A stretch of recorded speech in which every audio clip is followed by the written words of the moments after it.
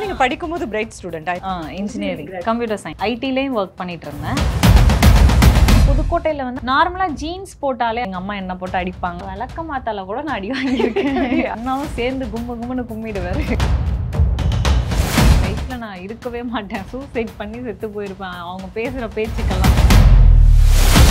எதனால உங்களுக்கு பீரோ அக்கான்னு இப்போ ஒரு டேக்லைன் கொடுத்துருக்காங்க? ரொம்ப பெருசா இருக்கு, உள்ள வந்து கட்டில் துணி பீரோ ஏதாவது வச்சிருக்கீங்களா அப்படின்ட்டு. இது பீரோலாம் இல்லைங்க அப்படின்னு சும்மா இங்க 2 தட்டு தான் தட்டி காட்டினேன். சவுண்ட் கேக்குதா? உங்களுக்கு அது பிடிச்சிருக்கா? ஃபர்ஸ்ட் பிடிச்சிருந்தது. உடல் மொழி வந்து பயங்கர ஆபாசமா இருக்கு. அதுக்கு என்ன பண்ணணும்? நான் ஒரு உமன், எனக்கு எங்க வேணாலும் பெருசா இருக்கும், எங்க வேணாலும் சின்னதா இருக்கும். இவ்வளோக்கு மட்டும் க்ளோஸ் வச்சு ரீல்ஸ் பண்ணிட்டு இருக்கும்போது யாருக்குமே எனக்கு தெரியல. எப்போ இவ்வளோக்கு இறக்குனோ அன்னைக்கு தான் வந்து ஓ விஜய் அபிநயாவா அப்படின்றது பேர். நம்மளுக்கு அப்போ பிடிக்காத ஒரு விஷயத்த நம்ம ஏன் பண்ணணும்? கம்பேர் பண்ணி தானே பண்றோம். ஏன் கம்பேர் பண்ணணும்? ஏன் அடிக்ஷன் ஆகும்? எப்படி சிகரெட் ட்ரிங்கிங்லாம் ஒரு அடிக்ஷன் ஆனிச்சோ இப்போ உள்ள ஜென்ரேஷனுக்கு இன்ஸ்டாகிராம் அப்படிங்கிறது ஒரு போதையாக மாறிடுச்சு. நெகட்டிவ் அடிக்ஷன் இல்லை. ஆனால் தமிழ் பற்றி ஏதோ ஒரு வீடியோ போட்டிருந்தேன், கொஞ்சம் கூட வியூஸ் வரல, கொஞ்சம் கூட சப்போர்ட் இல்லை. அதுக்காக பேக்கை தடவி போட்டோ போடணுமா? வீடியோ போடணுமா? சும்மா நான் இவ்வளோக்கு வச்சு போட்டப்போ திட்டுறாங்க, இவ்வளோ வச்சு போட்டாலும் திட்டுறாங்க, கிளாமராக காட்டினாலும் திட்டுறாங்க. லைக் போட்டு திட்டுறீங்கல்ல, லைக் போடாதீங்க, அவங்க வீடியோவே பார்க்காதீங்க, அன்ஃபாலோ பண்ணுங்க. கோயிலுக்கு போய் பக்தி மயமா இருக்கிற அபிநயா, இந்த பக்கம் வந்து பீரோ அக்கா அப்படின்னு உண்மைன்னு கேட்டீங்கன்னா இன்ஸ்டாகிராம் ரீல்ஸ்ல ஹோம்லி லுக் உள்ள பொண்ணுனா ஏதோ லோக்கல் பிராண்டு மாதிரியும், நல்ல மாடர்ன் ட்ரெஸ் போட்டா அவங்க வந்து பெரிய பிராண்டு மாதிரியும் யோசிக்கிறாங்க. இன்ஸ்டாகிராமை திறந்தாலே அது ஒரு சின்ன பான் சைட் மாதிரி இருக்கும் அப்படிங்கிற மாதிரி தான் எல்லாரோட பேச்சுமே இருக்கு. இப்போ உள்ள பொண்ணுங்க எல்லாருமே அப்படிதான் இருக்காங்க. இங்க காட்டினா வியூஸ் போகுமா, அங்க காட்டினா வியூஸ் போகுமா, இப்படி பண்ணா வியூஸ் போகுமா, போட்டி போட ஆரம்பிச்சிட்டாங்க. நீ இவ்வளோ காமிட்டிருக்கியா, நான் அவ்வளோ காமிக்கிறேன், நீ இவ்வளோ பண்றியா, நான் அவ்வளோ பண்றேன் அப்படின்னு. வெறும் டவல் கீழே இன்னரும் மேலே இன்னரும் போட்டு அங்கேயே கேமராக்கு முன்னாடி பேக் சைடு காட்டி மாற்ற ஆரம்பிச்சிட்டாங்க. ஆண்களுக்கும் அது ஒரு அடிக்ஷன், பார்க்காம இருக்க முடியாது. காத்து கருப்பு கலையும் அபிநயம் லவ் பண்றாங்க, கல்யாணம் பண்ணிட்டாங்க. இது உண்மைதான். இதை நம்ம எட்டி பார்த்துட்டு இருக்கோம். அவங்களை பார்க்கும்போது உங்களுக்கு என்ன தோணுது? அவங்கள பார்க்கும்போது அவங்களோட அறியாமை தான் புரியுது. கொஞ்சம் அங்கங்க கொஞ்சம் கொஞ்சம் காட்டுறது தான் பெண்களோட அழகு. அது இருக்கலாம். இப்போ நான் 2 பீஸ் போட்டு காட்ட முடியுமா அப்படின்னு காட்டாதீங்கன்னு நான் சொல்றேன். பட் என்னாலையும் இருக்க முடியுமா அப்படின்னு கேட்டா நெகட்டிவ் பப்ளிசிட்டி தான் தேடிட்டு இருக்கீங்க. அதுல ஃபாலோவர்ஸ் கூடனா அதுக்குமா போறாம பெண்ணை அடிமைப்படுத்துறதே உடல் அரசியல், உடை அரசியலை வச்சு மட்டும்தான். அங்க அறிவு சார்ந்து இயங்காம இந்த உடல் அரசியலையும் உடை அரசியலையும் பேச வைக்கிறதுனால பெண் முன்னேற்ற ஒரு விஷயமே கேலி குத்தாயிடுது இல்ல. ஓல்டா ஸ்ட்ராங்கா அறிவு சார்ந்த நிலையில வந்து முன்னேறணும் அப்படிலாம் நிறைய தாட் இருக்கு. மொத்தமா நான் இப்படி வந்தது காரணம், பாம்பு திங்கிற ஊருக்கு போனா நடு பகுதி எனக்கு வேணும்னு சொல்லணும்பாங்கல்ல, எல்லாரும் அப்படிதான் இருக்காங்க, வேற வழி இல்லாம.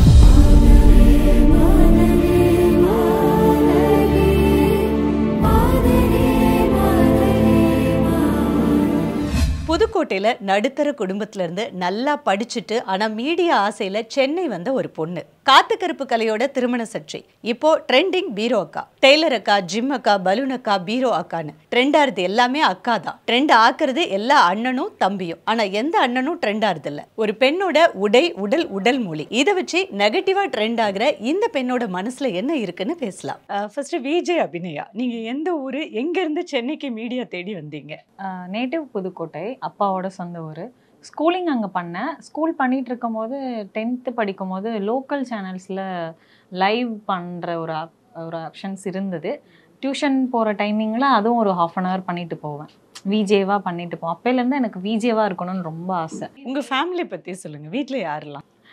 அப்பா, அம்மா, அண்ணா, நான். உங்க வீட்டில் யாராவது சினிமா பேக்ரவுண்ட் அப்படின்ற ஒரு விஷயம் இருக்கு? யாருமே இல்லை. ஸோ டிகிரி எல்லாம் எங்கே முடிச்சிங்க? Melmaruvathur Adhiparasakthi engineering college, computer science முடிச்சுட்டு ஐடிலையும் ஒர்க் பண்ணிட்டு இருந்தேன். 1.5 years ஒர்க் பண்ணேன். அதுக்கப்புறம் அப்படியே full and full cinema media தான் நம்மளுக்கு லைஃப் அப்படின்னு முடிவு பண்ணிட்டேன். இன்ஜினியரிங் முடிச்சிருக்கீங்க, ஐடி எம்ப்ளாயியாக இருந்திருக்கீங்க இல்லையா? எப்படி மீடியாவில் எல்லோ பண்ணாங்க வீட்டில்? நீ இப்போ ஈஸியாக வந்து ஐடியில் பர் மந்த் நல்ல லேக்ஸ் கணக்கில் சேலரி இருக்குது. அதை ஒரு ஏசி ரூமில் உட்காந்து ஒர்க் பண்ணுறதை விட்டுட்டு இது எப்போ ஷூட் வரும், எப்போ என்ன அமௌண்ட்டு கிடைக்கும்னே தெரியாது, இந்த ஒர்க்குக்கு நீ போய் இருக்கணுமா, இதை போய் பண்ணணுமான்னு இன்ன வரைக்கும் அப்போஸ் பண்ணிட்டு தான் இருக்காங்க. உனக்கு நாங்கள் இவ்வளோ 4 இயர்ஸ் நாங்கள் லேக்ஸ் கணக்கில் செமஸ்டர் ஃபீஸ், ஹாஸ்டல் ஃபீஸ் எல்லாம் பே பண்ணி அது ரிலேட்டடாக உனக்கு சான்ஸும் இருக்குது, அது ஒர்க்கும் இருந்ததை விட்டுட்டு வந்து இப்படியே நீ கஷ்டப்படணும் அப்படிங்கிற மைண்ட் செட் இருக்கு அவங்களுக்கு. படிக்கும்போது பிரைட் ஸ்டூடெண்ட், இன்ஜினியரிங் முடிச்சிருக்கீங்க இல்லையா? ஆமாம், இன்ஜினியரிங் முடிச்சிருக்கேன். 80% மேலே தான் வாங்கியிருக்கேன். அண்ணா யூனிவர்சிட்டி எய்டட் தான். எவ்வளோ சேலரி வாங்கினீங்க ஐடியில்? நான் லாஸ்ட்டாக வாங்கும்போது லாஸ்ட்டாக எனக்கு ஒரு 50 கிட்ட வந்தது. 50,000 பெர் மந்த். ஸோ இப்போ மீடியாவுக்கு வந்துட்டீங்கல்ல, மாதம் எவ்வளோ ஏர்ன் பண்ணுறீங்க? இப்போ அந்த அளவுக்கு வருமானு கேட்டால் தெரியாது. பர் மந்த் அதுக்கு மேலேயும் வரலாம், அதை விட கம்மியாக வரலாம். அது டிபெண்ட்ஸ் அப்பான் அந்த ஷூட் பொறுத்து தான் இருக்குது. ஸோ மீடியா வந்து ஃபஸ்ட்டு பார்த்த வேலை என்ன? என்னோட கம்பெனியில் வந்து நான் கொரோனா டைமிங் முன்னாடி தான் ஜாயின் பண்ணேன். ஸோ ஜாயின் பண்ணதுலேருந்தே எனக்கு வந்து ஃபுல்லாக ஒர்க் ஃப்ரம் ஹோம். மக்கள் டிவியில் வந்து விஜே ஆங்கராக வந்து தொகுப்பாளினியாக வந்து இருந்தேன். அப்போ வந்து லேப்டாப்போ எடுத்துகிட்டு போவேன் அண்ட் லாகின் 9 hours இருக்கும். இங்கே லைவ் ஒரு 1/2 hour தானே பிரேக் போட்டு அப்படி போய் ஒர்க் பண்ணிட்டு இருந்தேன். அதுதான் என்னோட முதல் ஒர்க். மக்கள் டிவி தொகுப்பாளர், என்னென்ன நிகழ்ச்சிகள்லாம் தொகுத்து வழங்கியிருந்தீங்க? அதில் வந்து சொல்லுங்கள் வெல்லுங்கள், சந்தை, மண்ணின் சாமிகள், ஒவ்வொரு ஊருக்காக போயிட்டு இந்த குலதெய்வங்களை பற்றி எடுத்து சொல்கிறது, தெய்வங்களோட வழிபாடை பற்றி சொல்கிறது ரொம்ப பிடிக்கும் எனக்கு. காட் அப்படிங்கிறதுல பெரிய ஒரு ஹோப் இருக்குது, ட்ரஸ்ட் இருக்குது. அதனால எனக்கு ஏற்றாப்புல ஒரு நல்ல இதாக இருக்கே அப்படின்றது. அது ஒரு ஐடி எம்ப்ளாயி டு மக்கள் டிவி ஆங்கர். ஸோ முதல் வாய்ப்பு எப்படி கிடைச்சது? விஜே சித்ரா அவங்க வந்து இறந்த டைமிங், அவங்களோட லுக்கலைக்கு நான் இருக்கேன் அப்படின்னு அங்கே மக்கள் டிவியில் உள்ள ஒர்க் பண்ண ஒரு பர்சன் வந்து எனக்கு இன்ஸ்டாகிராமில் மெசேஜ் பண்ணியிருந்தாங்க. நான் அப்போ ரீல்ஸ் போடுவேன். ஸோ கேமரா ஃபேஸ் வந்து எனக்கு சேம் அவங்க கிட்டத்தட்ட அது மாதிரி இருக்கும். எங்களோட சேனலில் இருந்து தான் ஃபஸ்ட்டு கெரியரை ஸ்டார்ட் பண்ணாங்க. உங்களுக்கு இன்ட்ரெஸ்ட் இருந்தால் நீங்கள் ஜஸ்ட் ஆடிஷனுக்கு வாங்க, ஓகேனா நம்ம பண்ணிக்கலாம் அப்படின்னாங்க. அங்கே போயிட்டு ஆடிஷன் ட்ரை பண்ணேன். பேராகிராஃப் மாதிரி கொடுத்து அப்படியே கேமராவுக்கு முன்னாடி பேச சொன்னாங்க. கேமரா ஃபியர் எனக்கு இல்லாத ரீசன் என்னென்னா, அந்த சின்ன வயசில் பண்ணது. கேமரானா ஃபியர் இல்லை, ஆசை. அதுக்கு முன்னாடி நம்ம இருக்கணும் அப்படின்ற ஆசை. அதனால் தமிழும் நல்லா பேச தெரியுங்கிறனால நல்லா பண்ணேன். ஓகே பண்ணிட்டு அப்படியே ஆங்கர் ஆகிட்டேன். மக்கள் டிவியிலேருந்து நெக்ஸ்ட் மீடியா ட்ராவல் எங்கே இருந்தது? மக்கள் டிவியில் இருக்கும்பொழுது சின்ன கேரக்டர் தான். விஜய் டெலிவிஷனில் ஒரு சீரியல், அது ஒரு கேஸ்டிங் டைரக்டர் மூலமாக கிடச்சிது. அப்படி ஒரு சீரியலுக்கு போனேன். அந்த சீரியல் போனதுலேருந்து அப்படி கொஞ்சம் கொஞ்சமாக கான்டெக்ட்ஸ் டெவலப் ஆணுச்சு. சேம் அதே விஜய் டெலிவிஷனில் கொஞ்சம் ஒரு அங்கங்கே உள்ள சீரியல்ஸில் கேரக்டர்ஸ் மட்டும் பண்ணிகிட்டு இருந்தேன். ஸோ மீன்வைல் நீங்கள் இங்கே ஒரு ஐடியை குவிட் பண்ணிவிட்டு ஆங்கர், சீரியல், ஆக்டிங் அப்படின்னு போகும்போது வீட்டில் பேரண்ட்ஸோட சப்போர்ட் அப்படிங்கிறது எந்த அளவுக்கு இருந்தது? போகாதன்றதை சொல்லுவாங்களே தவிர நெகட்டிவாக எனக்கு எதுவும் பண்ண மாட்டாங்க. அவங்க இனிஷியலாக புதுக்கோட்டை அப்படிங்கும் போது சென்னைக்கும் புதுக்கோட்டைக்கும் ரொம்ப பெரிய டிஸ்டன்ஸ் இல்லையா? நம்ம இங்கேருந்து இங்கே யாருமே எங்களுக்கு தெரியாது. சினிமா பைத்தியம் பிடிச்சி போய் தெரியுது, யாராவது சென்னையில் கூட்டிகிட்டு போய் இந்த மாதிரி வாய்ப்பு வாங்கி தரேன்னு ஏமாற்றிட்டு ஏதாவது ஒன்று பண்ணிட்டாங்கன்னா என்ன பண்ணும் அப்படின்ற தாட் அவங்களுக்கு இருந்தது. அதனால தான் அப்போலேருந்து நான் மக்கள் டிவி ஜாயின் பண்ண டைமிங் வரையுமே எனக்கு வந்து வேண்டாம், உனக்கெல்லாம் வாய்ப்பு கொடுப்பேன்னு சொல்லி சும்மா ஏமாற்றிடுவாங்க. நிறைய பொண்ணுங்க இருக்குது, உன்னை ஏன் போய் செலக்ட் பண்ண போகிறாங்க அப்படின்லாம் சொன்னாங்க. எப்போ நான் மக்கள் டிவியில் செலக்ட் ஆகி ஜாயின் பண்ணினோம், சரி ஓகே ஏதோ ஒரு ஒர்க்கு கரெக்டாக கிடச்சிருக்கு அப்படின்ற மாதிரி கொஞ்சம் ஹோப் வந்தது. இப்போ நான் போகிற ஃப்ளோ அவங்களுக்கு தெரியும்ல, இவ்வளோ பெரிய கேரக்டர் கொடுங்க அதான் நான் வருவேன் அப்படிலாம் சொல்ல மாட்டேன். நீங்கள் சின்ன ஃப்ரேம் கொடுத்தாலும் பரவாயில்ல, நாங்கள் வந்து நின்றுட்டு போயிடுறேன் எனக்கு. அதனால் எனக்கு இந்த ஒரு ஃபீல் இருக்கனால அவங்க வந்து விட்டுட்டாங்க. நீங்கள் வந்து உங்களோட ரீல்ஸில் வந்து ஒரு ஃபோட்டோ வந்து ட்ரெண்டிங் ஆச்சு இல்லையா? ஃபர்ஸ்ட் வந்து புதுக்கோட்டையிலேருந்து ஒரு பொண்ணு வந்தால் எப்படி இருக்கும் அந்த அபிநயா, அப்புறம் சென்னை வந்ததுக்கு அப்புறமா பயங்கர டிரான்ஸ்ஃபர்மேஷன். அந்த டிரான்ஸ்ஃபர்மேஷனுக்கு என்னெல்லாம் பண்ணீங்க அபிநயா? பெருசாக எதுவும் டிரான்ஸ்ஃபர்மேஷன்னு சொல்ல முடியாது. அஸ் அ உமனாக இருக்கனால ஒவ்வொரு ஏஜ்லேயும் என்னோட பாடி, ஃபேஸு எல்லாமே சேஞ்ச் ஆகுது. இப்போ நிறையா வந்து ஆப்ரேஷன் பண்ணிக்கிறாங்க, ஏஸ்தட்டிக் கிளினிக் போகிறாங்க, நிறைய ப்ராப்பர்ட்டிஸ் யூஸ் பண்ணுறாங்க. பட் நான் அந்த மாதிரி எதுவும் யூஸ் பண்ணல. பேசிக்கான மாய்ஸ்சரைசர், சன்ஸ்க்ரீன் இந்த மாதிரி மட்டும்தான் நான் வந்து எக்ஸ்ட்ரா ஆட் பண்ணேன் என்னோடய skin care. Also dressing wise பார்த்தோம் அப்படின்னா, புதுக்கோட்டையில் வந்து அந்த மாதிரி வியர் பண்ணால் நம்மளையே வியர்டாக பார்ப்பாங்க. இது என்ன இந்த மாதிரி பண்ணது அப்படின்னு நான் போகும்போது பின்னாடி ஒரு 10 கிழவி உட்காந்து பேசுவாங்க. அப்புறம் 10 ஆன்டிஸ் உட்காந்து பேசிட்டு அப்புறம் எங்கள் அம்மா கிட்ட வந்து சொல்லுவாங்க, எங்கள் அம்மா என்ன போட்டு அடிப்பாங்க. இதுதான் நடக்கும். எந்த ட்ரெஸ்ஸுக்கு? நார்மலாக ஜீன்ஸ் போட்டாலே அந்த மாதிரி தான். ஒரு லிப்ஸ்டிக் போட்டு போனால் இங்கே பார்த்தியா லிப்ஸ்டிக் போட்டு போகிறா, எங்கேயோ எவனே பார்க்க போகிறா, அதான் இப்படி சொகுசாக போகிறா அப்படின்ற மாதிரிலாம் பேசுவாங்க.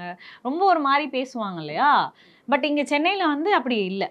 அதனால எனக்கு இங்கே வந்து பிடிச்ச மாதிரி நான் ட்ரெஸ்ஸிங் பண்ணுறேன். ஓகே. ஊர்ல அம்மா அடிக்கல செஞ்சிருக்காங்க அந்த மாதிரி. கண்டிப்பா விளக்க மாத்தால கூட நான் அடி வாங்கியிருக்கேன். ஆமா, இன்னுமே நான் அடி வாங்குவேன் எங்க அம்மா ஜீன்ஸ் கிட்ட. டி-ஷர்ட் போட்டதுக்கு. ஜீன்ஸ் டிஷர்ட்னு இல்ல, ஏதாவது யாராவது பத்த வச்சு விட்டாங்கன்னா நம்ம அடி வாங்கிடுவோம். அம்மா மட்டும் அடிக்க மாட்டாங்க, அண்ணாவும் சேர்ந்து கும்ம கும்முன்னு கும்மிடுவாரு. அப்பா ஆமா, அப்பா ரொம்ப செல்லம். அவரோட செல்லத்தினாலதான் நான் வந்து கொஞ்சம் தப்பிச்சிட்டு இருக்கேன். அதெல்லாம் வேற ஒன்றும் இல்லை. இப்போ நடிச்சிட்டு இருக்க படங்கள்லாம் என்னென்ன? யோகி பாபு சாரோட ஒரு மூவி பண்ணியிருக்கேன், அண்ட் விமல் சாரோட ஒரு மூவி கமிட் ஆயிருக்கேன். இன்னொரு மூவி வந்து அதை ஆக்டரே இன்னும் கன்ஃபார்ம் ஆகலை, ஆனதுன்னா சொல்லலாம். ஆக்சுவலி உங்களோட ஒரு இன்ஸ்டா பேஜ் பார்க்கும்போது ஆதிபராசக்தி அருள் அப்படின்னு வச்சிருக்கீங்க. எதனால? எங்க அம்மா சொல்லுவாங்க, எங்க அண்ணன் வந்து பிறந்தே ஒரு 5 to 6 இயர்ஸ்க்கு அப்புறம் ஏதோ ஒரு நடுவில் ஒரு பேபி அபார்ஷன் ஆயிடுச்சு, அதுக்கப்புறம் வந்து கன்சீவ் ஆனது தான் நான். அப்பயும் வந்து ஒரு சில சிம்டம்ஸ் வச்சு இது பையன் தான் அப்படின்னு சொல்லியிருக்காங்க போல. இது வந்து பொண்ணா இருக்கணுங்கிறதுக்காக அம்மாவோட கழுத்துல இந்த செயின் எடுத்து அடகு வச்சு அம்மன் கோயில்ல வந்து 7 வாரம் அன்னதானம் மாதிரி போட்டிருக்காங்க. அதுக்கப்புறம் பிறந்தது தான் நான் பொண்ணு. அட் த சேம் டைம் எனக்கு வந்து மேல்மருவத்தூர்ல எனக்கு சீட் கிடைச்சதும் எனக்கு நான் எதிர்பார்க்கல, நான் அந்த காலேஜ் தான் வேணும்னு போகல, நான் வேற ஏதோ சூஸ் பண்ணி வேற ஏதோ கிளிக் ஆகி கடைசியில் எனக்கு இங்க ஆதிபராசக்தி வந்தது. அதனால ஏதோ ஒரு கனெக்ஷன் இருக்கோ அப்படிங்கறது எனக்கு ரொம்ப தோணும். நீங்க காத்துக்கருப்பு கலையோட நிறைய சீரீஸ் பண்ணி அது பயங்கரமா ட்ரெண்டிங் ஆச்சு இல்லையா? பட் அப்போ கல்யாணம் நடக்கும்போது உண்மையிலேயே அவங்க நிஜ காதலர்கள் கல்யாணம் பண்ணிட்டாங்க அப்படின்ற ஒரு விஷயம் தானே எல்லாருக்கும் தெரிஞ்சது. ஆமா, அப்படிதான் தெரிஞ்சது. பட் அதுலயே போட்டிருப்பாங்க எபிசோடு 1 எபிசோட் 2ன்னு. ஆனா யாருக்கும் அது எபிசோடா படல. ஒரு சினிமா அப்படின்னா அது காசு கொடுத்து தியேட்டர்ல போய் உட்காந்து பார்க்கணும், இல்ல இங்க பே பண்ணி நிறைய சைட்ஸ்ல போய் பார்க்கணும் அப்படிங்கிற ஒரு விஷயம். பட் இந்த யூடியூபர்ஸ் இன்ஃப்ளூயன்சர்ஸ்லாம் இன்னைக்கு நிறைய பேர் ட்ரெண்டிங் ஆயிட்டு இருக்காங்க. ஃபேமஸ் ஆகிறதுக்கு சினிமால போய் நடிக்கணும் அப்படின்ற அவசியமே இல்ல. இன்னைக்கு இருக்கிற சோஷியல் மீடியா ஆண்ட்ராய்டு போன் இருந்தா போதும், யாரு வேணா ஃபேமஸ் ஆயிடலாம். ஒரு 2 போட்டோ 4 ரீல்ஸ் போதும், யாரு வேணா ஃபேமஸ் ஆயிடலாம் அப்படின்றது. அப்போ இந்த யூடியூபர்ஸ் இன்ஃப்ளூயன்சர்ஸ்லாம் அவங்க வீட்டுல என்ன நடக்கு அப்படிங்கறத தான் நிறைய பேர் சொல்லிட்டு இருக்காங்க. அதை பாக்குறதுக்கு தான் இப்போ மக்கள் வந்து திண்ணை கதைகள்லாம் பேசுறது இல்ல, பக்கத்து வீட்டுல போய் உட்கார்ந்து பேசுறது இல்ல, மொபைல் போன்ல அடுத்தவங்க வீட்டை எட்டி பார்க்கறதுலயே ஆசை முடிஞ்சு போயிடுது. அது ஒரு அடிக்ஷனா நிறைய பேரை ஃபாலோ பண்ணிட்டு இருக்காங்க. மேபி நானே ஃபாலோ பண்ணியிருக்கேன் கொஞ்ச நாள் முன்னாடி. ஒரு கப்பிள்ஸோட வீடியோ, நேம் சொல்ல விரும்பல, அந்த மாதிரி அடுத்தவங்க என்ன பண்றாங்க ஒரு பர்டிகுலரா 1 வீக் தான். அதுக்கப்புறம் என்ன நம்ம இதை போய் ரெகுலரா பாக்குறோம், அவங்க என்ன பண்ணா நம்மளுக்கு என்ன, நம்ம ஏதாவது பண்ணுவோம் அப்படின்னு சொல்லிட்டு நான் பண்ணேன். அதுலதான் இப்போ இன்ஸ்பயர் ஆகி நீங்க காத்துக்கருப்பு கலை கூட மேரேஜ் பண்ணிட்டீங்க. இது என்னன்னா இவங்க சொன்னது வந்து சீரீஸ் மாதிரி பண்றோன்னு, ஆனா இது என்ன ஆச்சுன்னா லைவ் மைக் செட் பண்ணிட்டாங்க. அதை ரெக்கார்டில் இருக்கும்போது ரியலா நடக்கிறது தான் நம்மளுக்கு வந்து போட்டுட்டு இருக்காங்கன்றது எல்லாரோட புரிதல். அதுதான் என்னோட மிஸ்டேக்னு சொல்லலாம். அதாவது நான் உங்ககிட்ட கேட்டிருக்கலாம் லைவ் மைக் வேண்டாம், நம்ம டப்பிங்கே போய்க்கலாம் அப்படின்னா அது கண்டிப்பா ஒரு படம் மாதிரி இருந்திருக்கும், ஒரு ஷார்ட் பிலிம் மாதிரி இருந்திருக்கும். அதாவது காத்துக்கருப்பு கலையும் அபிநயம் லவ் பண்றாங்க, கல்யாணம் பண்ணிட்டாங்க, இது உண்மைதான், இதை நம்ம எட்டி பார்த்துட்டு இருக்கோம் அப்படின்னு நினைச்சு ஒரு கூட்டம் பார்த்துட்டு இருக்குல்ல, அவங்களை பார்க்கும்போது உங்களுக்கு என்ன தோணுது? அவங்கள பார்க்கும்போது அவங்களோட அறியாமை தான் புரியுது. அவங்க அறியாமைங்கிறத தாண்டி எங்க மேல சைட்ல தப்பு இருந்தாலுமே எந்த விஷயமே பார்த்தோன்னா அதை நம்பக்கூடாது அப்படிங்கறது பீப்புள்ஸ் தெரிஞ்சுக்கணும். ஒரு மீடியால ஏதாவது ஒரு வீடியோ எடுத்து போடுறாங்கன்னா பட் அதை வந்து உண்மை நம்பாம இருக்கிறது நல்லதுன்னு நான் நினைக்கிறேன். அவங்க வந்து அது ஒரு ஆக்டிங்கா பண்ணியிருக்காங்க, ஒரு வேலையா நினைச்சு பண்ணியிருக்காங்க. ஆனா அதை உண்மை நினைச்சு எத்தனை பேர் நெக்ஸ்ட் பாக்குறது, கமெண்ட் பண்றது இல்ல, அது அவங்க தப்பு கிடையாது. ஏன்னா அவங்க இந்த ஃபீல்டுல இல்ல, ஃபீல்டுக்குள்ள இருக்கிறவங்களுக்கு புரியும். ஆனா அவங்களே நிறைய பேர் நிஜமா ஆயிடுச்சுன்னு நினைச்சோமா, பொய் சொல்றியான்னு கேட்டிருக்காங்க என்கிட்ட. ஆமா, அந்த அளவுக்கு கெமிஸ்ட்ரி ஒர்க் அவுட் ஆயிருக்குன்னு நினைக்கிறேன், வேற ஒன்றும் இல்லை. பேரும் நல்லா இருந்திருக்கும் போல. பட் எதனால உங்களுக்கு பீரோ அக்கான்னு இப்போ ஒரு டேக்லைன் கொடுத்துருக்காங்கன்னு நினைக்கிறீங்க? எனக்கு ஒரு கமெண்ட் வந்திருந்தது, ரொம்ப பேக்கை பற்றி தான் கமெண்ட் பண்ணியிருந்தாங்க. ரொம்ப பெருசாக இருக்குது, உள்ளே வந்து கட்டில் துணி பீரோ ஏதாவது வச்சுருக்கீங்களா அப்படின்ட்டு. இது பீரோலாம் இல்லைங்க அப்படின்னு சும்மா இங்கே 2 தட்டு தான் தட்டி காட்டினேன், அதுக்கு உடனே வந்து பீரோ அக்கா அப்படின்னு கமெண்ட்டில் ஒரு யாரோ ஒருத்தவங்க போட்டாங்க. அதுக்கு எல்லாரும் அதையே ஃபாலோ பண்ணிட்டு வர ஆரம்பிச்சு. உங்களுக்கு அது பிடிச்சிருக்கா, அது பிடிக்கலையா? ஃபஸ்ட்டு பிடிச்சிருந்தது, அதுக்கப்புறம் இப்போ பிடிக்கலன்னு சொல்ல முடியாது. சரி ஓகே, அவங்க இஷ்டத்துக்கு வச்சுக்கட்டும் அப்படின்ட்டு இப்போ நான் அதை கேரி ஃபார்வர்ட் பண்ணி கொண்டு போகணும் அப்படின்னு நான் நினைக்கல. பட் ஒரு டேக்லைன் வச்சு சொல்லும்போது காமெடியா பண்றாங்களே அப்படின்னு. நான் நார்மலாவே என்னோட கேரக்டர் எப்படின்னா நக்கலா பேசி இந்த ஜாலியா இருக்கிற அந்த மாதிரி ஒரு ஃபன் கேர்ள் தான் நான். இந்த பீரோ அக்கா அப்படிங்கறத வந்து என்னடா இப்படி சொல்லிட்டாங்களே, நம்மளோட பேக்கை வச்சு இப்படி நம்மளுக்கு ஒரு பட்ட பேர் வச்சுட்டாங்களே அப்படின்லாம் நான் பெருசா எடுத்துக்கவும் இல்லை. பட் எதனால அப்படி பேக் வச்சு பட்டப்பேர் வச்சாங்க? அந்த பீரோங்கிற வேர்டு அவங்களுக்கு ரொம்ப அட்ராக்ட் ஆயிடுச்சுன்னு நினைக்கிறேன். பட் உங்களுடைய அந்த வீடியோ தானே அதுக்கு ரீசன். ஆமா, வீடியோ ரீசன். பட் அதுல நான் நிறைய சொல்லியிருக்கேன். நிறைய கொடுத்துருக்கும் போது பீரோங்கிறத பர்டிகுலரா எடுத்து ஏன் பண்றாங்க அப்படிங்கறது எனக்கு தெரியல. ஆடை சுதந்திரம் அப்படின்றது பெண்களுக்கு அவங்களுக்கு என்ன ட்ரெஸ் பிடிச்சிருக்கோ அதை போடுறதுக்கான ரைட்ஸ் இருக்குன்னு இப்பதான் நம்ம பேசிட்டு இருக்கோம் இல்லையா? ஸோ பெண்றவ அறிவு சார்ந்து முன்னேறணும், ஆனா உடல் சார்ந்து பல விஷயங்களை நம்ம பண்ணி நம்ம முன்னேற்றத்துக்கு தடையா இருக்கக்கூடாது அப்படிங்கிற ஒரு விஷயமும் போயிட்டு இருக்கு. ஏன்னா இங்க இருக்கக்கூடியது பெண்ணை அடிமைப்படுத்துறதே உடல் அரசியல், உடை அரசியலை வச்சு மட்டும்தான் இல்லையா? அங்க அறிவு சார்ந்து இயங்காம இந்த உடல் அரசியலையும் உடை அரசியலையும் பேச வைக்கிறதுனால பெண் முன்னேற்றமே அப்படின்ற ஒரு விஷயமே கேலி கூத்தாயிடுது இல்ல, அதையே கொஸ்டின் பண்ற மாதிரி ஆயிடுது இல்ல. அதை நான் மட்டும் யோசிச்சு பிரயோஜனம் இல்லை, எல்லா பெண்களுமே யோசிக்க. கரெக்டா நான் மட்டும் இந்த உலகத்துல வந்து தனியாளா இருந்தேன்னா நான் வாழ முடியாது. எல்லாரும் பேசிக்கிட்டே இருக்காங்களே தவிர அதுக்கான ஸ்டெப் வந்து எல்லாரும் எடுத்து வைக்கும் பொழுது நான் மட்டும் தனியா இருந்தேன்னா என்ன கேட்கலாம். எல்லாரும் அப்படிதான் இருக்காங்க, வேற வழி இல்லாம நானும் அப்படி இருக்கேன். அதான் வேற வழி இல்லாம. ஆமா, எனக்கும் இந்த மாதிரி ஒரு போல்டா ஸ்ட்ராங்கா அறிவு சார்ந்த நிலையில வந்து முன்னேறணும் அப்படிலாம் நிறைய தாட் இருக்கு. பட் என்ன மொத்தமா நான் இப்படி வந்தது காரணம், பாம்பு திங்கிற ஊருக்கு போனா நடு பகுதி எனக்கு வேணும்னு சொல்லணும்பாங்கல்ல, அது மாதிரி மாறிட்டேன், அவ்வளவுதான். உங்களுக்கு அது பிடிக்காமே அப்போ இந்த மாதிரி மாறிட்டேன்? பிடிக்காம மாறினேன்னு பிளேம் பண்ணக்கூடாது. மாறிட்டேன், இப்போ ஓகே, ஓரளவு செட் ஆயிடுச்சு அப்படின்னு சொல்லலாம். ஆக்சுவலா ரொம்ப அழகா இருக்கீங்க இல்ல? இன்னும் சொல்ல போனா அப்படியே குங்குமம்லாம் வச்சு பயங்கரமா எப்படி உங்களுக்கு இதுதான் பிடிச்சிருக்குன்னு நினைக்கிறேன். ஹோம்லி ரொம்ப பிடிக்கும். பட் வேற ரீசன், இப்போ நம்ம ஹோம்லி லுக்ல போனா பெரிய ரெஸ்பெக்ட் இருக்க மாட்டேங்குது. ஈவன் தோ இன்ஸ்டாகிராம்லயுமே ஹோம்லி லுக் உள்ள பொண்ணுனா ஏதோ லோக்கல் பிராண்டு மாதிரியும், நல்ல மாடர்ன் ட்ரெஸ் போட்டா அவங்க வந்து பெரிய பிராண்டு மாதிரியும் யோசிக்கிறாங்க இன்ஸ்டாகிராம் ரீல்ஸ்ல. எக்ஸாம்பிள் இப்படியே சொல்றேன், எனக்கு ஒரு ரீச் இருக்கு, பட் இருந்தாலும் என்கிட்ட ப்ரொமோஷனுக்கு ஏதாவது பேச வராங்கன்னா, மேம் ஒரு டெக்ஸ்டைல் ப்ரொமோஷன் பண்ணணும், நீங்கள் ஹோம்லி லுக்கில் இருக்கீங்க, உங்களுக்கு சாரீ கொடுக்குறோம், ஒரு 5000 கொடுக்குறோம்பாங்க.